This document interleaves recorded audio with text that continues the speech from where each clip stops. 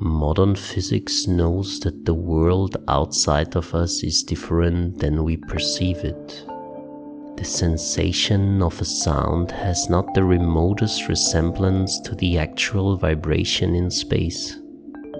We hear music, but the way we perceive this music is nowhere to be found in the outside world. So many organs of our body change this original vibration. Numerous transformations of spatial vibrations are necessary for our intelligent information processing system to reflect music into consciousness as if by magic. The original stimulus has undergone so many transformations that any trace of similarity between the first impact on the senses and the last sensation appearing in consciousness is erased. The wonderful sounds we experience inwardly are those nowhere to be found in the external world.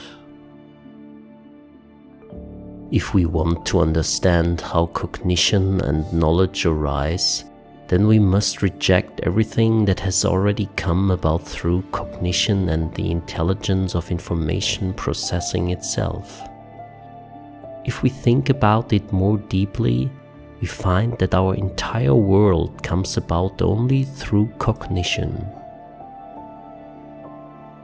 The intelligent steps of information processing usually runs unconsciously and extremely fast. It ensures that we immediately receive an orderly picture of the world. Everything we perceive is immediately assigned with concepts. Thinking constructs boundaries between the individual entities. We can distinguish one thing from another thanks to intelligent information processing. If we want to find the starting point of cognition, we have to free ourselves from all cognition. We have to go back one step. Let's imagine that we turn off our intelligent information processing system, but the sensors remain turned on. The sensors collect data, but the information is not processed. In pure perception, there are no boundaries between things. This is because things are unrecognized. Everything is nameless, meaningless, unordered.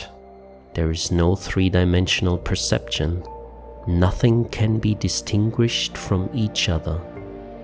The image is a flat surface of incoherent particles. There is only data. If we switch on the software, everything gains structure and meaning as if by magic. The intelligence of God flashes up. If we grab the thinking, we reach realizations. It is the interpreter of experience. Without thinking, there is no access to knowledge for us human beings. Thinking is the starting point for everything. It is the only access to truth.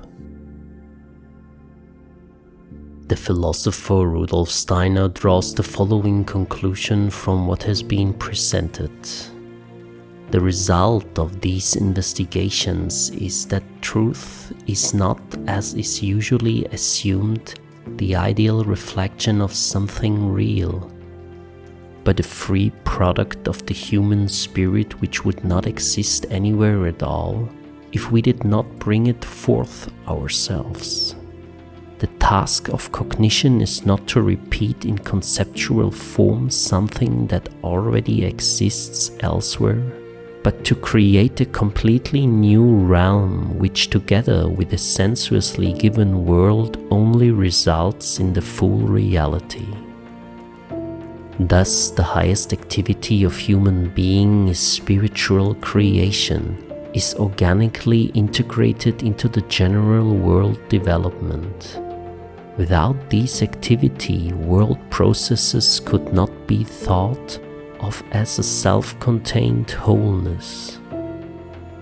The human being is not an idle spectator of the course of the world, who repeats figuratively within his spirit what takes place in the cosmos without his intervention, but the active co-creator of the world process, and cognition is the most perfect link in the organism of the universe.